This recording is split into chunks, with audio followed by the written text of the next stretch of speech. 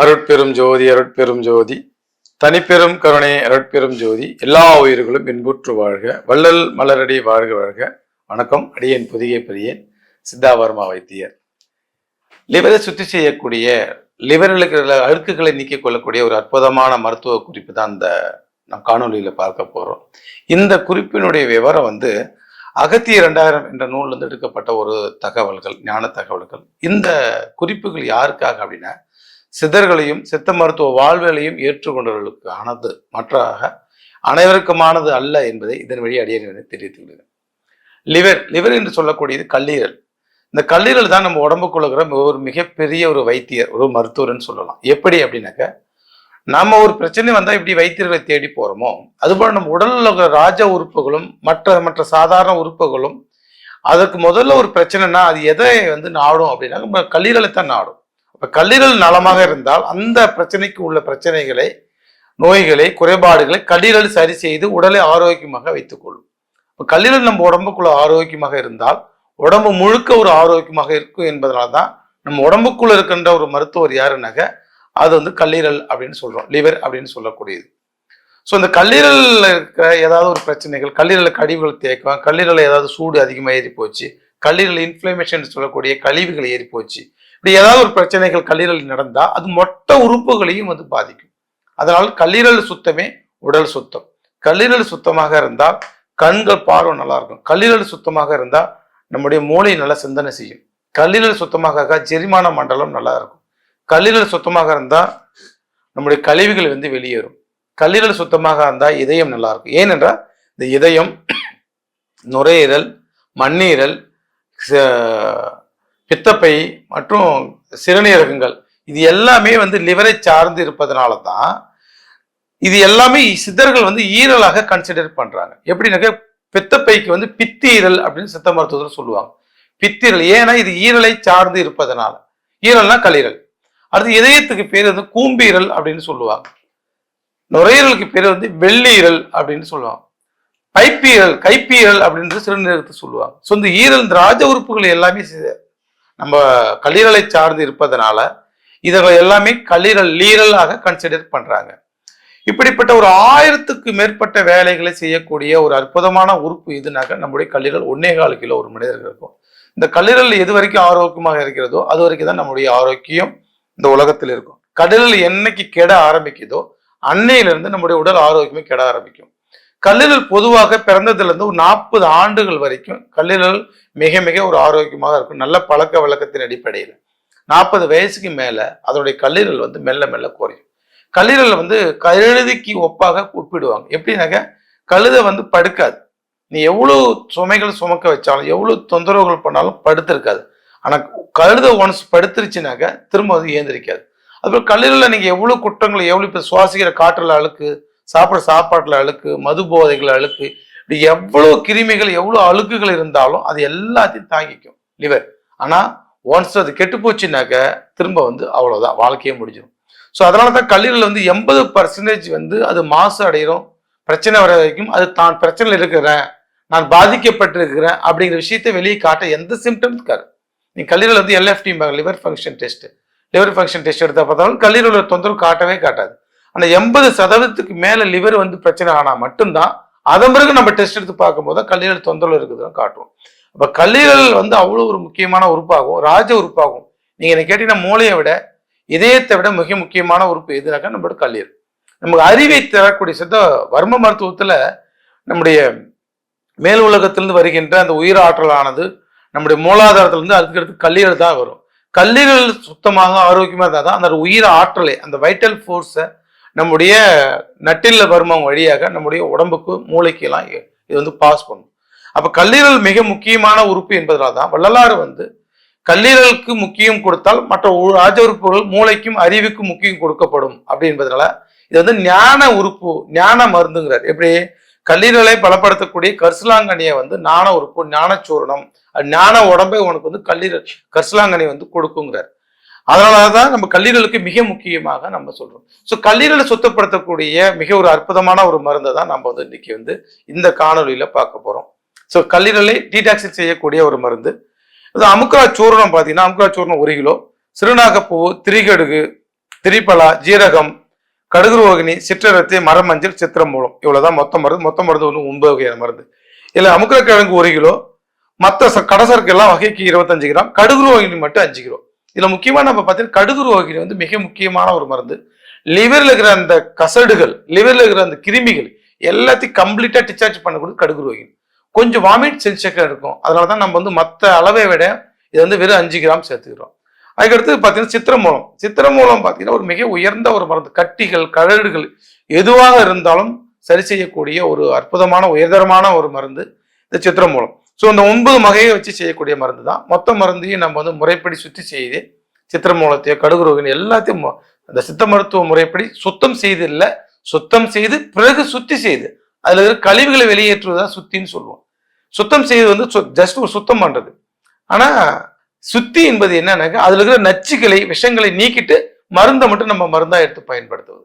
So இந்த சுத்தி முறைப்படி சுத்தி செய்த மருந்தை நம்ம காலை மாலை வந்து ஒரு 1/2 ஸ்பூன் நம்ம வந்து பால்லையோ இல்லை தேன்லையோ குழப்பி சாப்பிட்டோம் அப்படின்னாக்க இதுல சித்திரமூலம் கலந்திருப்பதாக மிகப்பெரிய ஒரு மருந்தாக இது வந்து கருதப்படுது. எப்படின்னாக்க இது புற்றுநோயை சரி பண்ணும்.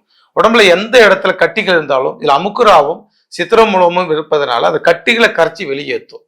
அதுக்கடுத்து பார்த்தீங்கன்னா ஈரல் பலப்படும். நான் சொன்ன மாதிரி ஈரல் இருக்கிற டீடாக்ஸ், ஈரல்ல கல்லீரல் இருக்கிற அந்த கொழுப்பு, லிவர் சிரோசிஸாக இருக்கட்டும், இல்லை ஃபேட்டி லிவராக இருக்கட்டும், இல்லை லிவர் சார்ந்த எந்த ப்ளூரூபின் அதிகமாக இருக்கட்டும், லிவர் வந்து ரொம்ப பலவீனமாக இருக்கட்டும், லிவரே போயிடுச்சு அவ்வளோதான் லிவர் முடிஞ்சு போச்சுங்க அப்படின்னு சொல்லக்கூடிய நிலையில நம்ம கல்லீரல் தள்ளப்பட்டிருந்தாலும் கூட இந்த மருந்துகள் எடுக்கும்போது அந்த லிவரை புதுப்பிக்கும். ஏன்னா லிவருக்கு மட்டும்தான் ஒரு மரத்தை வெட்டி வச்சா அடுத்த மரம் வளருவது போல நம்ம உடம்புக்குள்ள ஒரு ராஜ உறுப்பு, மிக முக்கியமான உறுப்பு லிவரு. அந்த லிவர்ல ஒரு பகுதி அழிஞ்சிட்டு ஒரு பகுதி அழுகி போச்சு அப்படின்னா அதை வெட்டிட்டா திரும்ப அதை துளி விடும். ஸோ அந்த உறுப்புகள் மீள் உறுப்பு செய்யக்கூடிய ஒரு உறுப்பு எதுனாக்க நம்மளுடைய கல்லீரல். கல்லீரல் கொஞ்சம் டேமேஜ் ஆனால் அதை வந்து நம்ம சர்ஜரி பண்ணி எடுத்துட்டா கூட அந்த லிவர் திரும்ப உறுப்பு வளரும். இப்போ இதயமும் மற்ற ராஜ உறுப்புகளை வளராது. ஒன்ஸ் அந்த உறுப்பை போயிடுச்சு தான். ஆனால் கல்லீரல் அப்படி கிடையாது. ஜஸ்ட் ஒரு சின்ன பீஸ், ஒரு பாதி உறுப்புகள் நல்லா இருந்தா கூட அந்த உறுப்புகளை நம்ம திரும்ப சரி செய்யப்படும். அப்ப திரும்ப சரி செய்யப்படுவதற்கு இந்த மருந்து ரொம்ப அற்புதமான மருந்து. ஏன்னா அதை கெட்டுப்போன அழுகுன ஏரியாக்கள், அழுகுன கிருமிகள், அழுகுன இன்ஃப்ளமேஷன் எல்லாத்தையும் இந்த சித்திரமூலமும் இந்த கடுகுரோகிணி இதில் கலந்திருப்பதனால வெளியேற்றிட்டு திரும்ப அந்த உறுப்புகளை புதுவாய் பண்ணும்.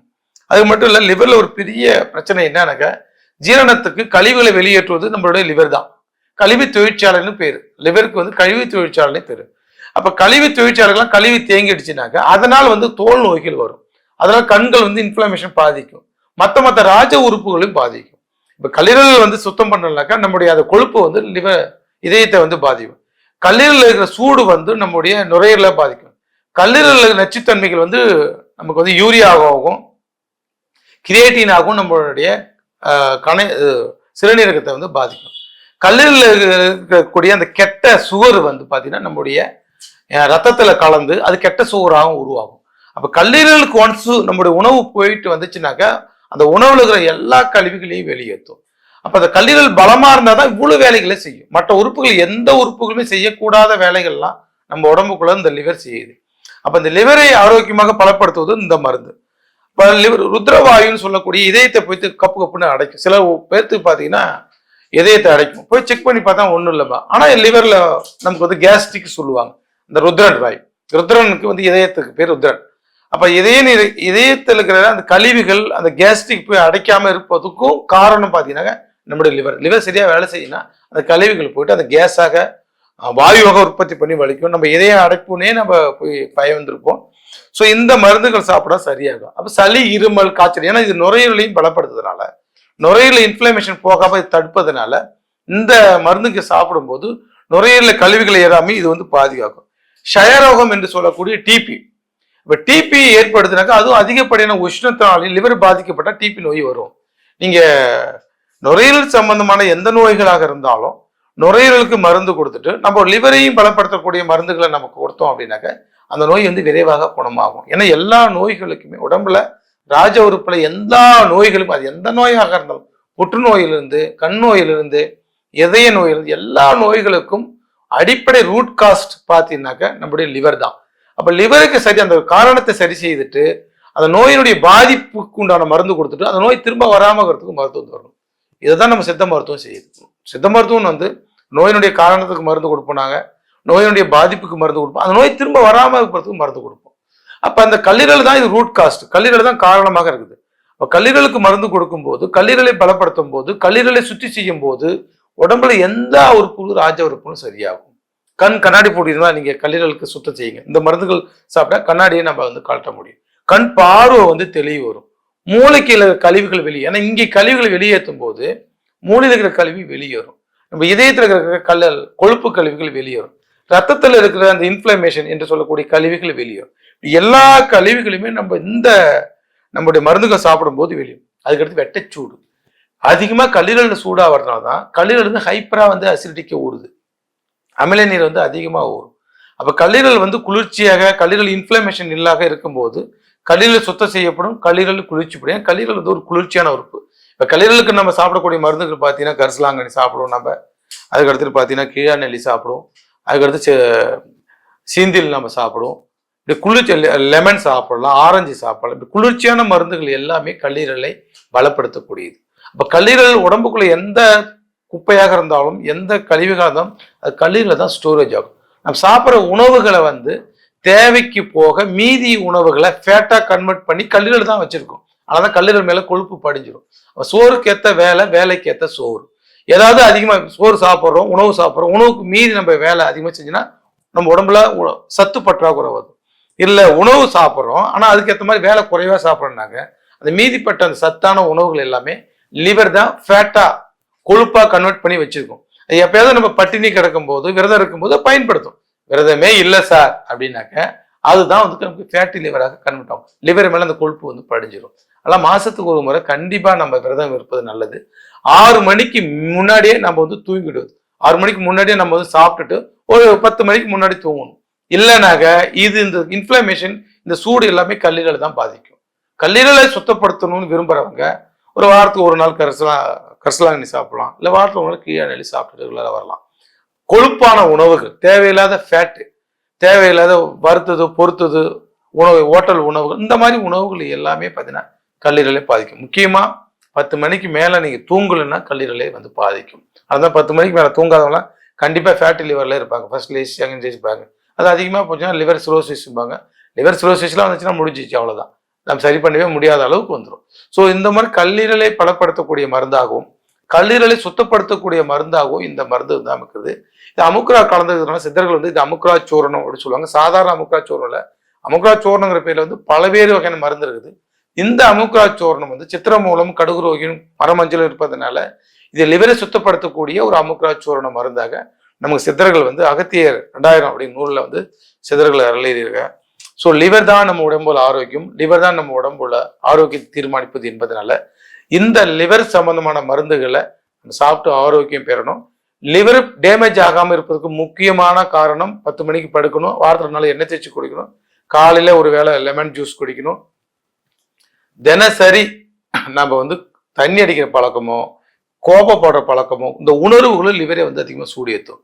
ஸோ எவ்வளவுதான் உலகத்துல நன்மைகள் இருந்தாலும் ஓஹோ ஆகவும் கூடாது, தீமைகள் துன்பங்கள் வந்தாலும் ஓஹோன்னு அழுவக்கூடாது. இந்த இன்பத் துன்பங்கள் அதிகமாக லிவரை வந்து பாதிக்கும். அதனால மனதை வந்து அமைதியாக, ஒரு தியானமாக, ஒரு பிரபஞ்சமாக அமைதியாக வச்சிருக்கும் போது லிவர் ஆரோக்கியம் பாதுகாக்கப்படும். லிவர் ஆரோக்கியம் பாதுகாக்கப்பட்டால் நம்முடைய வாழ்க்கை பாதுகாக்கப்படும். வாழ்க்கை பாதுகாக்கப்பட்டா நம்ம மன அமைதியாகவும் மகிழ்ச்சியாகவும் வளரக்கூடியது. ஸோ இந்த சித்த மருத்துவத்தில் இந்த வள்ளல் சித்தர்களுடைய இந்த லிவர் சிரோசிஸ் மருந்து செய்து நீங்கள்லாம் ஆரோக்கியம் பெறணும்னு அடியனை விரும்புகிறாங்க. மீண்டும் ஒரு நல்ல தலைப்பை சந்திப்போம். நன்றி, வணக்கம். அருட்பெரும் ஜோதி, அருட்பெரும் ஜோதி, தனிப்பெரும் கருணை, அருட்பெரும் ஜோதி, எல்லா உயிர்களும் இன்புற்று வாழ்க, வள்ளல் மலரடி வாழ்க வாழ்க. நன்றி, வணக்கம்.